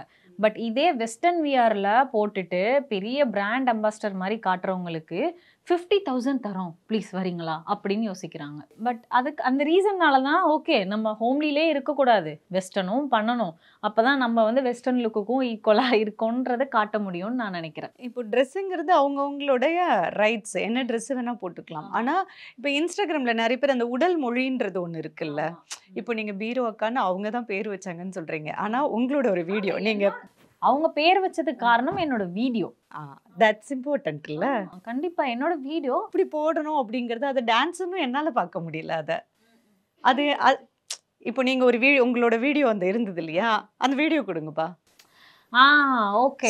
இந்த வீடியோ வந்து இது டான்ஸ்னும் என்னால பாத்துக்க முடியல. இப்போ வந்து இன்ஸ்டாகிராம் மொபைல்ல பார்க்கும்போது இது பயங்கர க்ளோஸ் அப்ல இருக்குல்ல, இப்போ க்ளோஸ்ல இருக்கும்போது இது பார்க்கும்போது கமெண்ட் பண்றேன், சும்மாவே வாய்க்கு வந்ததை பேசும்போது சும்மாவே பேசுறாங்க, நம்ம ஏன் பண்ணாம இருக்கணும்ன்றதுக்காக நான் பண்ணேன், அவ்வளவுதான். ஆமா, எனக்கு பேக் பெருசா இருக்கு, அதுக்கு என்ன பண்ணணும், நான் ஒரு உமன், எனக்கு எங்க வேணாலும் பெருசா இருக்கும், எங்க வேணாலும் சின்னதா இருக்கும், அது வந்து ஆர்டிஃபிஷியல் இல்லைல்ல, ஆர்டிஃபிஷியலா போய் சேஞ்ச் பண்ணிக்கலாம். பட் எனக்கு இருக்கிறத நான் ஏன் ஆக்வர்டாக யோசிக்கணும், அதையே நான் வந்து மறைச்சு வைக்கணும், எனக்கு இருக்கு அவ்வளோதான் அப்படிங்கிறது ஒரு மைண்ட் செட் தான் எனக்கு. ஜீன்ஸ் போட்டாலே வெட்கமாக தான் அடிக்கிற அம்மா, பட் இந்த அளவுக்கு ஒரு சேஞ்ச் பண்ண முடியுது உங்களை அப்படின்றது இதுவே பெரிய மாற்றமா இருக்கு எனக்கு. அந்த அளவுக்கு சினிமாவோட விஷயம் வந்து ஃபோர்ஸ் பண்ணுது, இப்படி பண்ணால் வாய்ப்பு கிடைக்குங்கிறது கிடையாது. பட் ரொம்ப வெக்ஸ் ஆகிட்டோம் அப்படிங்கிறது தான் சொல்ல முடியும். ஏன்னா இப்போ உள்ள பொண்ணுங்க எல்லாருமே அப்படி தான் இருக்காங்க. இங்கே காட்டினா வியூஸ் போகுமா, அங்கே காட்டினா வியூஸ் போகுமா, இப்படி பண்ணால் வியூஸ் போகுமான்றது எல்லாரும் பண்ண ஆரம்பிச்சு, எல்லார் கையிலும் மொபைல் வந்து ரியலாகவே சின்ன வயசுலேருந்தே போராடினவங்க இப்போ யாரும் இன்ஸ்டாகிராமில் பெருசாக இருக்க மாட்டாங்க. நீங்கள் ஆங்கராக இருக்கீங்க, உங்ககிட்ட ஒரு கொஷின் கேட்கலாமா? நீங்கள் ஆங்கராக ஆகணுன்னே ஆசைப்பட்டு வந்தீங்களா, இல்லை எதிர்பாராத விதமாக வந்துட்டீங்க? நீங்கள் நல்ல கேள்வி கேட்டீங்க. ஆங்கருன்றது என்னோட பேஷனா அப்படின்றது. ஸோ நான் வந்து I was a news reader. So news ரீடராக இருக்கும்போது நமக்கு அப்பப்போ ஏதாவது ஷோ வரும்போது ஆங்கரிங் பண்ணுறதுக்கான சான்ஸ் வருது. ஆனால் இந்த நியூஸ் மீடியாலையும் பெண்களை எப்படி பார்க்குறாங்கன்னா, ஜஸ்ட் உட்காந்து தமிழை பார்த்து வாசிக்க மட்டும்தான் தெரியும், ஜஸ்ட் ப்ராம்ப்டர் பார்த்து இவங்களுக்கு வர ஸ்கிரிப்டை படிக்க மட்டும்தான் தெரியும், மற்றபடி லைவ் எல்லாம் நியூஸ் வரும்போது இன்டெலெக்சுவலாக கொஸ்டின் பண்ண தெரியாது அப்படின்ற ஒரு பார்வை இருந்தது. நியூஸ் மீடியால எடிட்டர்ஸ் இருப்பாங்க, சப் எடிட்டர்ஸ் இருப்பாங்க. எல்லாரும் அங்க இருக்கக்கூடிய ஃபீமேல் நியூஸ் ரீடர்ஸை இப்படிதான் பார்த்தாங்க. இவங்க வருவாங்க, ப்ராம்ப்டர் பார்ப்பாங்க, ஜஸ்ட் ரீட் மட்டும் பண்ணுவாங்க, அழகா ட்ரெஸ் பண்ணிப்பாங்க. பட் அறிவு கிடையாது. இதுதான் அங்க இருக்கக்கூடிய பெரும்பாலான ஆண்களுடைய மனநிலை. நியூஸ் ரீடரை எப்படி இந்த உலகம் பார்க்கறத விட்டுருங்க, உள்ளுக்குள்ளேயே இருக்கிற அந்த செய்தி அறையில இருக்கக்கூடிய ஆண்கள் எப்படி பார்க்கறாங்க. I wanted to break that. உங்களுக்கு ஒரு ட்ரிகர் கிடைச்சிருக்கு. எஸ். அப்போ நான் என்ன பண்ணேன்னா, என்னோட அழகு சார்ந்து இம்ப்ரூவ் பண்றது வந்து எனக்கு பிடிச்சிருக்கு, க்ரூமிங். ஆனா என்னுடைய மூளையை தீட்டணும்னு நினைச்சேன். நான் உட்கார்ந்து எல்லா ஹிஸ்டரி, பொலிட்டிக்கல் ஹிஸ்டரி புக் எல்லாத்தையும் எடுத்து படிச்சேன். பேசிக்கலா ஐம் புக் ரீடர். அரையும் குறையுமா தெரிஞ்ச ஹிஸ்டரியை முழுசா உட்கார்ந்து பாலிடிக்ஸ் அப்பதான் நான் படிக்க ஆரம்பிச்சேன் ஆக்சுவலா. ஸோ நீதி கட்சினா என்ன அப்படிங்கிறதுல இருந்து இன்னைக்கு இருக்கக்கூடிய அரசியல் வரைக்கும், திராவிட அரசியல்ல இருந்து ஒரு தமிழ் தேசியம் வரைக்கும் என்ன அப்படிங்கிறத ஃபுல்லா படிக்க ஆரம்பிச்சேன். இந்த மாதிரி எஃபோர்ட் போட்டு வர பொண்ணுங்க இருக்கும் பொழுது தான் எங்களுக்கும் ஓகே, நம்மளும் இந்த மாதிரி பண்ணாதான் பெரிய ஆளாக முடியுமோ அப்படின்னு தோணும். பட் இப்போ இருக்கிற எல்லாருமே எப்படி இருக்காங்கன்னா, இந்த மாதிரி பண்ணாதான் ட்ரெண்ட் ஆகுங்கிற ஒரு வேற மாதிரி ரோல் மாடல் இருக்கும் பொழுதுதான் நாங்களும் இப்படி பண்ணா ட்ரெண்ட் ஆகுமோங்கிற மைண்ட் செட் கிரியேட் ஆயிடுச்சு. சாதாரண பல பெண்கள் எடுத்துக்கோங்க, ஓகேவா? வீட்டுல பயங்கர ஸ்ட்ரிக்டா இருப்பாங்க. அவங்களுக்கு எல்லாம் என்ன மாதிரியான மனசு இருக்கும்? இப்ப இன்ஸ்டாகிராம திறந்தாலே அது ஒரு சின்ன பான் சைட் மாதிரி இருக்கும் அப்படிங்கிற மாதிரி தான் எல்லாரோட பேச்சுமே இருக்கு. கண்டிப்பா. எதுக்காக இவ்வளவு உடல் அசைவுகளை பண்ணி ட்ரெண்டிங் ஆகணும்? ஏன் அதுக்கு ஃபாலோவர்ஸ் வந்து என்ன செய்ய போறீங்க, என்ன சாதிக்க போறீங்க? அதுல லைக் வந்து என்ன, கமெண்ட்ஸ் வந்து என்ன, அதனால ஏதாவது பெனிஃபிட் இருக்கா, ஏதாவது வாய்ப்புகள் அதனால கிடைக்குமா? அங்க கமெண்ட் செக்ஷன் பார்த்தா ஃபுல்லா ஆண்கள் தான் அவ்வளவு கேவலமா பேசி வச்சிருக்காங்க. ஆனா அவங்க தான் அந்த வீடியோ 10 தடவை பார்ப்பாங்க. எக்ஸாக்ட்லி. லைக் பண்ற அத்தனை ஆண்களும் தான் மோசமா கமெண்ட் பண்றது. இவங்க வந்து உருப்படியான எந்த ஒரு சைட்டையும் போய் பார்க்க மாட்டாங்க. இந்த மாதிரியான பெண்களுக்கு ஃபாலோவர்ஸா இருக்கிறதும் அவங்கதான், திட்டுறதும் அவங்கதான். விதவிதமா வரும்ல, வேற சைட்டுனா வேற. பட் இந்த இன்ஸ்டாகிராம்ல விதவிதமா ஒவ்வொரு நாளைக்கும் கிடைக்கும். நிறைய பொண்ணுங்க இருக்கு. ஏன் பண்றாங்க? எனக்கு தெரியணும். நான் ஒரு பொண்ணா எனக்கு I want to know that. Addiction தான். எப்படி சிகரெட் ட்ரிங்கிங்லாம் ஒரு அடிக்ஷன் ஆனிச்சோ, இப்போ உள்ள ஜென்ரேஷனுக்கு இன்ஸ்டாகிராம் அப்படிங்கிறது ஒரு போதையாக மாறிடுச்சு. போதைங்கிறது ஒரு சின்ன விஷயம் அப்படின்னு நம்ம எடுத்துக்க முடியாது. சீரியஸாக இது இப்படியே விட்டோம்னா இது எங்கே போய் முடியுங்கிறது தெரியாது. பட் அதை நான் மட்டும் பேசி, நீங்கள் மட்டும் பேசி ஒரு பிரயோஜனமும் இல்லை. இப்போ நீங்கள் சொன்னீங்க அடிக்ஷன் அப்படின்னு. கண்டிப்பாக ஒரு சிகரெட் பிடிக்கிறது, ட்ரிங்க் பண்ணுறது ஒரு அடிக்ஷன்னா, இன்ஸ்டாகிராம் பல பெண்களுக்கு அடிக்ஷன் ஆயிடுச்சு. ஆண்களுக்கும் அது ஒரு அடிக்ஷன். பார்க்காம இருக்க முடியாது. இன்னைக்கு ஃபுல்லாக யாரையாவது இன்ஸ்டாகிராம் ஓப்பன் பண்ணாமல் இருங்கன்னு சொல்லுங்க, யாருமே இருக்க மாட்டாங்க. அப்படி இருந்தாலுமே மறுநாள் வேகமா போய் அது இன்னைக்கு அந்த பொண்ணு என்ன ட்ரெஸ் போட்டிருக்கு, இன்னைக்கு என்ன மாதிரி டான்ஸ் பண்ணிருக்கு, எப்படி மூவ்மெண்ட் கொடுத்துருக்கான்னு பார்க்கணும்னு போவாங்க. ஆக்சுவலி இன்ஸ்டாகிராம்ல நான் பார்க்கறது என்னன்னா, அந்த உடல் மொழி வந்து பயங்கர ஆபாசமா இருக்கு. இதை காமிச்சு இவங்க என்ன சாதிக்க போறாங்க, என்ன கிடைக்க போகுது அப்படின்றதுதான் எனக்கு தோணும். என்னையும் சேர்த்து தான் நான் இதுல சொல்ல முடியும். ஏன்னா நான் வந்து 2 வருஷமா இவ்வளோக்கு மட்டும் க்ளோஸ் வச்சு ரீல்ஸ் பண்ணிட்டு இருக்கும்போது யாருக்குமே எனக்கு தெரியல. எப்போ இவ்வளோக்கு இறக்குனோ அன்னைக்கு தான் வந்து ஓ விஜய் அபிநயாவா அப்படின்றது பேர் மாத்துறாங்க.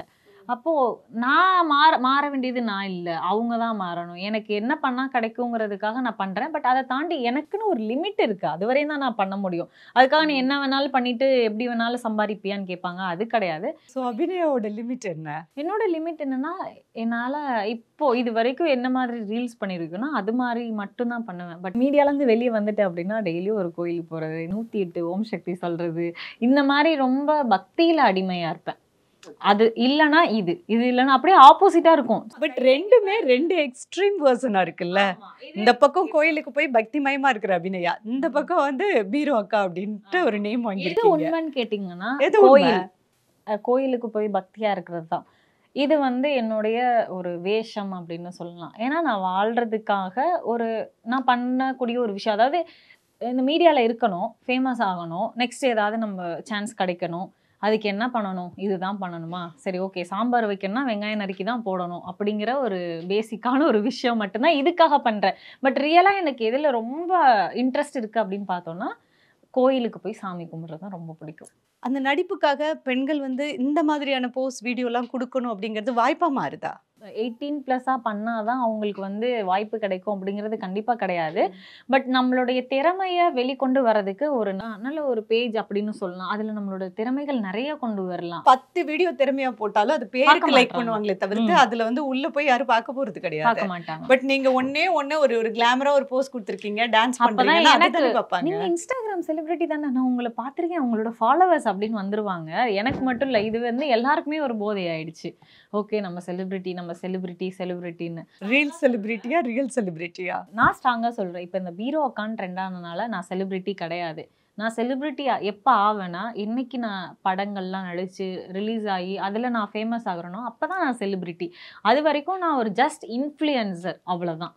பட் இந்த இன்ஃப்ளூயன்சர் அப்படிங்கிறது வந்து ஒரு பாசிட்டிவா இல்லைல்ல, நெகட்டிவா தானப்பா இருக்கு இது இல்ல? ஆமாம், இன்ஃப்ளூயன்சர்னா எப்படி வேணாலும் நம்மளால இன்ஃப்ளூயன்ஸ் பண்ண முடியும். அதுதான் இப்போ எல்லாரும் பண்ணிட்டு இருக்கு. இப்போ நீங்க அபிநயா அன்னைக்கு இது வரைக்கும் இப்படி பண்றீங்க அப்படின்னா, நீங்க ஒரு 10 பேரை பார்த்து பண்ணியிருக்கீங்க, அந்த 10 பேர் இன்னொரு 5 பேரை பார்த்து பண்றாங்க. ஸோ இப்படியே ஒரு பெண்கள் கூட்டமே வந்து வளர்ந்துட்டு இருக்கு. போட்டி போட ஆரம்பிச்சிட்டாங்க, நீ இவ்வளோ காமிட்டிருக்கியா, நான் அவ்வளோ காமிக்கிறேன், நீ இவ்வளோ பண்றியா, நான் அவ்வளோ பண்றேன் அப்படிங்கிறது. இப்போ நான் நிறைய பேர் டவல் பாத்தோட வந்து இன்னைக்கு நான் என்ன ட்ரெஸ் பண்ண போறேன்னா அப்படின்னு சொல்லிட்டு கெட் ரெடி வித் மீ பண்ண, அதாவது வெறும் டவல் கீழே இன்னரும் மேலே இன்னரும் போட்டு அங்கேயே கேமராக்கு முன்னாடி பேக் சைடு காட்டி மாற்ற ஆரம்பிச்சிட்டாங்க. அப்போ எங்கள் அம்மா அதை பார்த்துட்டு சொல்கிறாங்க, இன்னும் பாத்ரூம் போகிறத மட்டும் தான் எடுத்து போடல போல. நம்மளுக்கு அப்போ பிடிக்காத ஒரு விஷயத்த நம்ம ஏன் பண்ணணும்? மற்றவங்களை பார்த்து ஏன் பண்ணணும்? கம்பேர் பண்ணி தானே பண்ணுறோம். ஏன் கம்பேர் பண்ணணும்? ஏன் பண்ணணும்? ஏன் அடிக்ஷன் ஆகணும்? ஏன் இந்த இன்ஸ்டாகிராமில் வர லைக்ஸையும் போதையாக மாறணும்? இது கம்பேரிசன், என்ன பொறுத்தே கம்பேரிசன் இல்லை. ஒருத்தவங்க 2 பேரை வச்சு கம்பேர் பண்ணலாம். ஒரு மில்லியன் ஒரு பில்லியனில் உள்ளவங்களை வச்சு நான் எப்படி கம்பேர் பண்ண முடியும்? சொசைட்டியே இப்படி தான் இருக்குங்கும் போது நான் மட்டும் தனியாக, சொசைட்டி எல்லாருமே ரெட் கலருங்கும் போது நான் க்ரீனாக தான் இருப்பேன்னு இருக்க முடியாது. இல்லை சொசைட்டி க்ரீனுன்னா நான் ரெட்டு அப்படின்னா என்னால் தனியாக நின்று பறந்து காட்ட முடியாது. நான் அவ்வளோ பெரிய ஆளும் கிடையாது. மேபி இந்த சொசைட்டி சேஞ்ச் ஆக வாய்ப்பு இருக்கும்போது எனக்கும் அது சந்தோஷம்தான். சேஞ்சுன்னா எப்படி சொல்கிறீங்க? உங்களுக்கு லைக் போடுற ஆண்கள்லாம் வந்து லைக் போட்டு திட்டுறீங்கல்ல, லைக் போடாதீங்க, அவங்க வீடியோவே பார்க்காதீங்க, அன்ஃபாலோ பண்ணுங்க. இது என்னோட வீடியோ மட்டும் இல்லை, இன்ஸ்டாகிராமில் இருக்கிற எல்லாரோட ஈவன் கேர்ள் ஆர் பாய் யார் வேணா இருக்கட்டும், எக்ஸ்போஸ் பண்ணுற மாதிரி போடுற வீடியோவை நீங்கள் சப்போர்ட் பண்ணாதீங்க, இன்னமும் சப்போர்ட் பண்ணாதீங்க. யார் ஒருத்தவங்க வந்து தெளிவாக பேசுகிறாங்களோ, ஏதாவது ஒரு அவங்களோட டேலண்ட்டை வெளிக்காட்ட கொண்டு வராங்களோ அவங்கள மட்டும் சப்போர்ட் பண்ணுங்க. நிறைய பைத்தியங்களை சப்போர்ட் பண்ணாதீங்க. நான் தமிழ் பற்றி ஏதோ ஒரு வீடியோ போட்டிருந்தேன், கொஞ்சம் கூட வியூஸ் வரல, கொஞ்சம் கூட சப்போர்ட் இல்லை. அப்போ நான் என்ன பண்ணுவேன்? அதை மொத்தமாக விட்டுட்டேன், வேணாம். அதுக்காக பேக்கை தடவி ஃபோட்டோ போடணுமா, வீடியோ போடணுமா? பேக்கை தடவி ஃபோட்டோ போடணும்னு வாண்டடாக நான் பண்ணல, நான் யதார்த்தமாக பண்ணது. அதை அவங்க வந்து எனக்கு சிக்னேச்சராக மாற்றிட்டாங்க. ஓகே, இப்படி இருந்தால் தான் அவங்களுக்கு வந்து பிடிச்சிருக்கு போல, அப்போ நம்ம இப்படி இருக்கலாம். இது எல்லாமே பெர்மனன்ட்னு சொல்ல முடியாதுல்ல. இப்போதைக்கு ட்ரெண்ட் ஆகுறேன், பின்னாடி என்னோட இமேஜை மாத்திக்கிறேன்டா அப்படின்ட்டு. இமேஜ் மாத்திக்கிறேன்னு இல்லை, பின்னாடி என்னோட ஒரிஜினாலிட்டியை கொண்டு வரேன், அப்பயாவது எனக்கு சப்போர்ட் பண்ணுங்க அப்படி. இது வந்து ஒரு கமெண்ட்ல வந்து கெட்ட வார்த்தைன்றதும் பெண்களோட பாடி பார்ட்ஸ் வச்சு தான் திட்டுறாங்க. அவங்கள நினைச்சு எனக்கு வெக்கமா இருக்குன்னு தான் சொல்ல முடியும். ஒரு மனித உடம்புல உள்ள உறுப்புகளை வச்சு நீ திட்டுறது இல்லை, அது பேர் திட்டுறது கிடையாது. நீ ஏதோ ஒரு பார்ட்ஸை வந்து மென்ஷன் பண்ணிட்டு போற, அது ஈவன் பாயோ கேர்ளோட பார்ட்ஸா இருக்கட்டுமே, அது கெட்ட வார்த்தை அப்படின்னா அது ஒரு கெட்ட பொருள்னா அப்ப நம்ம உடம்புல இருக்கிறது எல்லாம் அது வந்து கெட்ட பொருளா? அதனாலதான் நம்ம வந்து இருக்கிறோமே, அதனாலதான் நம்மளோட பாடி வந்து இயங்குது. அதை போய் கெட்ட வார்த்தை, கெட்டது, கெட்ட விஷயம்னு ஏன் ஒதுக்கி வைக்கிறீங்க? அதை கேஷுவலா நார்மலா விட்டுருங்க. நார்மலைஸ் பண்ணுங்க, பேட் வேர்ட்ஸ்ன்றீங்க. மயிறு அப்படின்னா திரும்ப ஆப்போசிட் என்னது என்னைய மயிருன்றியா அப்படிங்கிற மாதிரி திட்டுறாங்க இல்லையா, அது மாதிரி யூஸ் பண்ணாதீங்கன்றேன். அது ஒரு பார்ட்ஸோட நேம், அவ்வளவுதான், விட்டுருங்கன்ற. நீங்க போடுற ஒரு போஸ்ட்லயும் அபிநயா வந்து எனக்குன்னு ஒரு லிமிட் வச்சிருக்கேன் அப்படின்னு டிசைட் பண்ணி தான் போஸ்ட் போட்டுட்டு இருக்கீங்க. பட் நீங்களே வந்து என்னடா அப்படி போட்டிருக்காங்க அப்படின்னு பாக்குற போஸ்ட்னா என்ன மாதிரியான ஒரு போஸ்ட் பார்த்துருக்கீங்க? ஓப்பன் பண்ணி தள்ளினாலே நிறைய இருக்கு மேம். இப்போ நான் 2 பீஸ் போட்டிருக்காங்க, மேலேயும் கீழேயும், இந்த மாதிரி எல்லாம் போட்டு காட்ட முடியுமா அப்படின்னு கொஞ்சம் அங்கங்க கொஞ்சம் கொஞ்சம் காட்டுறது தான் பெண்களோட அழகு. அது இருக்கலாம். இப்போ சேலை கட்டினா லைட்டா இடுப்பு தெரியலாம், ஸ்லீவ்லெஸ் கூட போட்டுக்கோங்க, பட் அதை ஆக்வர்டா காட்டாதீங்க, அவ்வளவுதான். எனக்கு அது காட்டாதீங்கன்னு நான் சொல்றேன். பட் என்னாலையும் இருக்க முடியுமா அப்படின்னு கேட்டா எக்ஸ்ட்ரீம் லெவல் போகலைனாலும் நார்மலைஸ்டாக தான் நான் இருப்பேன். அதாவது எக்ஸ்ட்ரீம் ஆக்வர்டெல்லாம் இருக்காங்க, அவங்களெல்லாம் பார்க்கும்பொழுது நான் பரவாயில்ல அப்படின்ற மாதிரி ஒரு லிமிட் வச்சுருக்கேன். ஒரு பையன் மெசேஜ் அனுப்பியிருந்தாங்க, நீ என்னடி இந்த மாதிரிலாம் வீடியோ போட்டுட்ருக்க, நீ கையில் மட்டும் மாட்டினா உன்னை கொன்று வேண்டிய அந்த மாதிரி மெசேஜ், த்ரெட்னிங் மெசேஜ் இன்ஸ்டாகிராமில் இப்போ எனக்கு வந்திருக்கு இந்த வீக்கில். இந்த வீடியோ போடுறதுனால உங்களை மிரட்டுறவங்களும் இருக்காங்க. மிரட்டோன்னா நான் இதே என் இடத்துல வேறு பொண்ணாக இருந்துச்சு அப்படின்னா கண்டிப்பாக திரும்ப ரிப்ளை பண்ணி நீ வாடா, நான் ஒத்தை பார்த்துக்கிறேன், நீ வாடா அப்படின்னு போயிருப்பாங்க. பட் நான் அதை அப்படியே விட்டுட்டேன். ஏன்னா எனக்கு அவன் கூட நான் அப்படி அந்த மாதிரி போனேன்னு வச்சுக்கோங்களேன், எனக்கும் அவனுக்கும் சண்டை வரும், போலீஸ் கேஸாக மாறும். என்னோட லைஃப் நான் இப்படி போயிட்டு இருக்க வேண்டியதை இப்படி மாற்றி என் பாதை கொண்டு போயிடும். அதை வேணாம். நான் அவனுக்கு கோவப்பட தெரியும் எனக்கு. ஈவன் நான் ரோட்டில் நடந்து போகும்போது கூட ஏய் இவாடா அவாடா அப்படின்னு இப்படியெல்லாம் வம்பிழுத்து இருக்காங்க. என்னெல்லாம் சொல்லுவாங்க வம்பிழ்? காத்து கருப்பு கலை பொண்டாட்டிடா இதெல்லாம் சொல்லுவாங்க. வாடகை பொண்டாட்டி இப்படின்லாம் சொல்லிட்டு இருக்காங்க. சரி ஓகே, வாடகை பொண்டாட்டி மீன்ஸ் காசு கொடுத்தா யார் கூட வேணாலும் நடிப்பேன். ஏய் அதான்டா ஃபீல்டு. என்னோட ஒர்க் என்னன்னா அது நடிப்புனே தெரியாமல் நான் ஆக்ட் பண்ணணும், அவ்வளோதான் எனக்கு அப்படிங்கிறதான். பட் அவங்க புரிஞ்சுக்கல. இந்த மாதிரிலாம் பேசுகிறாங்கன்னு வச்சுக்கோங்களேன், நான் யாருமே கண்டுக்க மாட்டேன். நான் எப்படி பார்க்குறேன்னா, கிளாமராகவே ட்ரெஸ் பண்ணி கிளாமர் டான்ஸே ஆடினாலும் அதை 4 ஆம்பளை பக்கத்தில் எதிர்க்க நின்று ஒரு மாதிரி பேசினா கண்டிப்பாக அந்த பொண்ணுக்கு வலிக்கும்ல. அவன் ஒரு ஆளு, அவன் பேசுறான்னு நான் எதுக்கு திரும்ப ரெஸ்பெக்ட் கொடுத்தா வந்துட்டா நான் திரும்ப ரிப்ளை பண்ணணும்? அவன் என்ன வேணாலும் பேசிட்டு போட்டோம், என்ன வேணாலும் பண்ணிட்டு. பொண்ணுங்களும் உங்களை திட்டுறாங்க.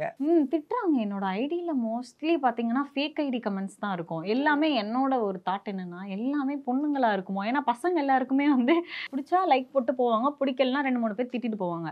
பட் மோஸ்ட் கமெண்ட் என்னடி இப்படி காட்டுற, என்னடி அப்படி காட்டுற அப்படிங்கிற இந்த மாதிரி சொல்றது எல்லாமே ஒரு பொண்ணுங்களா தான் இருப்பாங்க. எல்லாம் எப்படி எவ்வளோ பேர் சுத்தி முத்தி பார்த்துட்டு இருக்கேன். பட் அவங்க என்ன நினைப்பாங்கன்னா வந்துட்டாங்க, இவங்க தான் பார்ப்பாங்க, இவங்களே நம்மளை திட்டுவாங்க அப்படின்னு நினைப்பாங்க. பட் ரியலா திட்டுறது ஒரு பொண்ணு, இன்னொரு பொண்ணு தான் திட்டுது. உங்களுக்கு வர கமெண்ட்ஸ்ல பாசிட்டிவ் கமெண்ட்ஸ் எவ்வளோ, நெகட்டிவ் கமெண்ட்ஸ் எவ்வளோ? 50-50ன்னு சொல்லலாம். ஒரு சில பேர் தரமான பதிலடி கொடுக்குறீங்க, நல்லா பேசுறீங்க, உங்களுக்கு பேச்சு திறமை இருக்கு அப்படின்னு சொல்லுவாங்க. பாதி பேர் திட்டவும் செய்யறாங்க. நெகட்டிவ் கமெண்ட்ல உங்களை ரொம்ப கொஞ்ச நேரம் யோசிக்க வச்சு அந்த மாதிரியான கமெண்ட் என்ன? சும்மா நான் இவ்வளோக்கு வச்சு போட்டப்போ திட்டுறாங்க, இவ்வளோ வச்சு போட்டாலும் திட்டுறாங்க, டான்ஸ் ஆடினாலும் திட்டுறாங்க, இந்த மாதிரி கொஞ்சம் கிளாமரா காட்டினாலும் திட்டுறாங்க, திட்டிக்கிட்டே தான் இருக்காங்க. ஒரு மரியாதை இல்லாத நிறைய கமெண்ட்ஸ் வரும்போது அதை எப்படி நீங்க எடுத்துக்கிறீங்க? சினிமா ஆசைன்றது வேற ஒரு பொண்ணுக்கு, ஆனா எல்லாருக்கும் வந்து நல்ல பேர் எடுக்கணும்னு தானே ஆசை இருக்கும். பட் இங்க கிடைக்கக்கூடியது எல்லாம் குப்பை தான், நிறைய குப்பை தான் இல்ல. அந்த நெகட்டிவ் கமெண்ட்ஸ் எப்படி கேரி பண்ணிக்கிறீங்க? அதை கேரி பண்றதே இல்லை, அதனாலதான் அது நிம்மதியா ஜாலியா இருக்கேன். அதை நான் எடுத்துக்கவே மாட்டேன். அப்படி நான் எடுத்துக்கணும்னு நினச்சேன்னா என் லைஃப்பில் நான் இருக்கவே மாட்டேன். சூசைட் பண்ணி செத்து போயிருப்பேன் அவங்க பேசுகிற பேச்சுக்கெல்லாம். அந்த பொண்ணு நிஜமாவே போணுச்சா இல்லையான்னு கூட தெரியாது. ஆனால் எடுத்தோடனே அந்த பொண்ணு ஏதாவது ஒரு சாரி கட்டிட்டு போட்டுச்சா கண்டிப்பாக இது அந்த மாதிரி ஒரு பொண்ணாக தான் இருக்கும் அப்படிங்கிறது போட்டுருந்தாங்க. பட் நாங்கள் வீட்டுக்குள்ளே எவ்வளோ ஸ்ட்ரிக்டாக இருக்கோம், எப்படியெல்லாம் இருக்காங்க அதெல்லாம் அவங்களுக்கு தெரியாது. பட் அந்த வீடியோவில் பார்க்குறத வச்சு முடிவு பண்ணுறாங்க. அதனால அதை நான் பெருசாக எடுத்துக்கிறது இல்லை. ஸ்ட்ரிக்ட் அம்மா டு நவ் ஒரு அண்டர்ஸ்டாண்டிங் அம்மா அப்படின்னா எங்கேருந்து எங்கே மாறி இருக்காங்க? சென்னை தான் மாற்றிடுச்சு. அம்மா இங்கே உங்கள் கூட தான் இருக்காங்களா? ஃபேமிலியோட தான் இருக்கேன் நான், தனியெல்லாம் இல்லை. அம்மா அப்பா அண்ணா எல்லாரோடையும் தான் இருக்கேன். இது வரைக்கும் நான் தனியாக இருந்ததுன்னா நான் மேல்மருவத்தூர் சித்தர் பீடத்தில் ஹாஸ்டலில் 4 வருஷம் தனியாக இருந்தேன். ஆக்சுவலாக அந்த இடத்துல 4 வருஷம் இருந்துட்டா உலகத்தில் எந்த மூலையில் வேணாலும் போய் இருந்துக்கலாம். அந்த மாதிரியான ஒரு எக்ஸ்பீரியன்ஸ் எனக்கு அங்கே. இப்போ சொந்தக்காரங்க எல்லாம் கேட்பாங்கல்ல, என்ன பொண்ணு இப்படி விட்டுருக்க, பாரு என்னெல்லாம் உன் பொண்ணு பேசுறாங்க அப்படிங்கிறது ஒன்றும் லேஸ்பட்ட விஷயமா நான் பார்க்கல. அதுதான் வந்து மிகப்பெரிய ஒரு மன உளைச்சலை கொடுக்கும் அப்பா அம்மாவுக்கு. அதனால தான் சொந்தக்காரங்களே நாங்கள் விட்டுட்டோம். வேண்டாம். ஏன்னா எங்களுக்கு ஒரு பேட் எக்ஸ்பீரியன்ஸ் ஒரு விஷயம், அது பர்சனல்னு வச்சுக்கலாம். ஸோ அந்த விஷயத்துலேருந்து சொந்தம் பந்தம் எதுவுமே, ஐ மீன் எங்கள் அப்பா சைடு சொல்கிறேன், எங்கள் அப்பா சைடு ரிலேட்டிவ்ஸ் யாருமே எங்களுக்கு வேண்டாம் அப்படிங்கிறத விட்டாச்சு. அம்மா சைடு இருக்கிறவங்க அப்பப்போ ஏதாவது கேட்பாங்க. பட் பெருசாக அவங்க வந்து சோஷியல் மீடியாவில் கான்சன்ட்ரேட் பண்ணக்கூடியவங்க கிடையாது. எல்லாரும் மாதிரி தான் இதுவும் யூஸ் பண்ணிட்டு இருக்கு. எல்லாரும் இப்படி தான் டான்ஸ் ஆடுதுங்க, பாட்டு பாடுதுங்க, ரொம்ப கெட்டு போச்சுப்பா இந்த உலகம் அப்படிங்கிற மைண்ட் செட் வந்துட்டாங்க இப்போ எல்லாரும். எங்கள் அம்மா எங்கேருந்து எங்கே மாறினாங்கன்னு நீங்கள் கேட்டிங்க இல்லையா, சென்னை தான் மாற்றிடுச்சுன்னு சொன்னதுக்கு ரீசன் என்னென்னா, ரொம்ப எதுக்கெடுத்தாலும் இந்த ஊரில் வந்து ஒரு தன்மையும் இல்லை, கொஞ்சம் கூட வந்து மனிதாபிமானம் இல்லை. என்ன நடந்தாலும் வந்து நம்ம கிட்ட இருந்தால் தான், நம்ம வீட்டு சொத்து பண்ணல சோறு இருந்தால் தான் நம்ம சாப்பிட முடியும், பக்கத்து வீட்டில் இருந்தால் நம்ம சாப்பிட முடியாதுங்கிற மைண்ட் செட் வந்து இந்த ஊருக்கு வந்து கிரியேட் ஆயிடுச்சு. காசு தான் உலகமே அப்படிங்கிற மாதிரி இந்த ஊரில் வந்து அவ்வளோ ரொம்ப மணிக்கு இம்பார்ட்டன்ட் கொடுக்குறாங்க. அட் த சேம் டைம் மணியோட வேல்யூவும் கம்மியாயிடுச்சு. 100 ரூபா வச்சு எங்கள் ஊரில் நாங்கள் ஒரு வாரம் ஃபேமிலி ரன் பண்ண முடியும். இங்கே 100 ரூபாய்க்கு ஆட்டோ கூட இங்கேருந்து ஒரு வலசரவாக்கம் வடபழனி போகணும், 100 ரூபாயா அதெல்லாம் வேணான்பாங்க. அந்த அளவுக்கு இங்கே வேல்யூவும் கம்மி. பட் அந்த பணம் இருந்தால் தான் பெரிய ஆள் அப்படிங்கிறதும் மாறிடுச்சு. உங்களுக்கு ஃப்ரெண்ட்ஸ் எல்லாம் வந்து நிறைய இருக்கிறது கேர்ள்ஸா பாய்ஸா? ஃப்ரெண்ட்ஸே இல்லை, ஃப்ரெண்ட்ஸே கிடையாது. ஏன்னா காலேஜ் படிக்கும்போது ஃப்ரெண்ட்ஸ் இருந்தாங்க. பட் அவங்களே வந்து ஃப்ரெண்ட்ஸ்னால் எப்படி பின்னாடி முதுகில் குத்துவோங்கிற மாதிரியும் குத்தி காமிச்சிட்டாங்க. அதுலேருந்து யாரையுமே ஃப்ரெண்டாக பழகுறது இல்லை. அதாவது ரொம்ப க்ளோஸாக ஃப்ரெண்ட்ஸ் வச்சுக்கிறது கிடையாது. ஃப்ரெண்ட்லியாக ஒரு 10 பேராக கேங்காக வெளியே போகிறோம், அவுட்டிங் போகிறோம், அந்த மாதிரி பொண்ணு நான் கிடையாது. என் ஃபேமிலியை நான் ரன் பண்ணணும், இல்லை என்ன நான் பார்த்துக்கணும், அடுத்தவங்களுக்கு எங்கள் அண்ணன் கிட்ட போய் நான் டிஸ்டர்ப் பண்ணக்கூடாது, எனக்கு நான் கல்யாணம் பண்ணணும்னா நானே ஏர்ன் பண்ணி நான் சேர்த்து வச்சு நான் கல்யாணம் பண்ணிக்கிறேன் அப்படிங்கிற மைண்ட் செட் உள்ள ஒரு பொண்ணு. இப்போ ஐடிலேருந்து மீடியாவுக்கு வந்தது தப்பு அப்படின்னு தோணி இருக்கா? இல்லை, எனக்கு ஐடியில் ஒர்க் பண்ணுறதுக்கு இஷ்டமே கிடையாது. ஏன்னா அதுவும் நிரந்தரமான வேலை கிடையாது. ஒரு மனுஷனுக்கு எது நிரந்தரமான வேலைனா, என்னைக்கு அவனோட சொந்த காலில் பிஸ்னஸ் பண்ணுறானோ அது மட்டும் தான் நிரந்தரமான வேலை. ஒரு லீவு கேட்குறதுக்கு நான் பொய் சொல்கிறேன்னு நினைக்கிறாங்க. ஒரு அம்மாவுக்கு முடியலைன்னா இல்லை இப்போ கொடுக்க முடியாது, அலோவ் பண்ண மெயில் போட்டுட்டு இருந்தாலும் அதை கொஞ்சம் கூட எடுத்துக்கல. ரொம்ப ப்ரெஷராக இருந்தது எனக்கு. ஸோ என்னால் ஃப்ரீடமாக எப்படி சொல்கிறது, ஏதோ ஒரு இதுக்குள்ளேயே ஜெயிலுக்குள்ளே இருந்த மாதிரி ஒரு இதாக இருந்தது. ஐடியில் நிறைய பாலிடிக்ஸ் இருக்குது. ஒரு பர்டிகுலர் கேஸ்டில் உள்ளவங்க, பர்டிகுலர் சைடில் உள்ளவங்க, சவுத்து நார்த்து யார் ஹெட்டாக இருக்காங்களோ அந்த பீப்புள்ஸ்க்கு மட்டும் தான் சப்போர்ட் பண்ணுவாங்க. நான் ஜாயின் பண்ணி ஒரு 1 இயர்க்கு அப்புறம் தான் ஒரு பையன் ஜாயின் பண்ணான். அவனுக்கு ப்ரொமோஷன் கொடுத்து அவனுக்கு அப்ரைசல் மார்க் அதிகமாக ஏற்றி என்னோட டபுள் மடங்கு சேலரி கொடுத்தாங்க. அப்போ பார்த்தேன், ஓ இங்கேயும் பாலிடிக்ஸ் தானா, எங்கே போனாலும் நீங்கள் வந்து யாருக்காவது கீழே நம்ம வேலை பார்த்துட்டு இருக்கும்போது கண்டிப்பாக நம்ம வந்து அடிமையாக தான் இருப்போம்.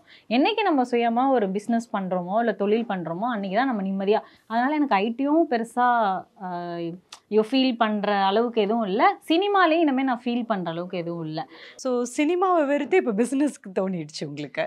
சினிமாவுக்கு ஏன் வெறுக்கிறேன் அப்படின்னா, சினிமா வந்து நீங்கள் சொன்னீங்க ஒரு ரோலுக்கு 1000 பேர் இருக்காங்கன்னு. ஆனால் எப்போ இந்த சோஷியல் மீடியாலாம் அதிகமானுச்சோ, ஆண்ட்ராய்டெலாம் அதிகமானுச்சோ, அப்போது ஒரு ரோலுக்கு கோடிக்கணக்கில் வந்து நிற்கிறாங்க. நான் இந்த ரோல் பண்ணுறேன், அப்போலாம் எங்கள் அம்மா சின்ன வயசில் இருக்கும்போது அவங்களாம் அந்த ஏஜ் அட்டன் பண்ண டைமிங்கில் வெளியே போய் நின்னாலே எங்கள் மாமா, அதாவது எங்கள் அம்மாவோட அண்ணா வந்து திட்டுவாங்க, ஏய் என்னால வெளியே நிற்கிற உள்ள போல, மதுரை சைடு வாழை போலது, என்னால வெளியே நிற்கிற உள்ள போல அப்படிம்பாங்க. அந்த அளவுக்கு ரெஸ்ட்ரிக்ஷன் இருந்த ஒரு கேர்ளுக்கு இப்போ கேர்ள்ஸ் அப்படின்னா ரெஸ்ட்ரிக்ஷன்ஸே இல்லை.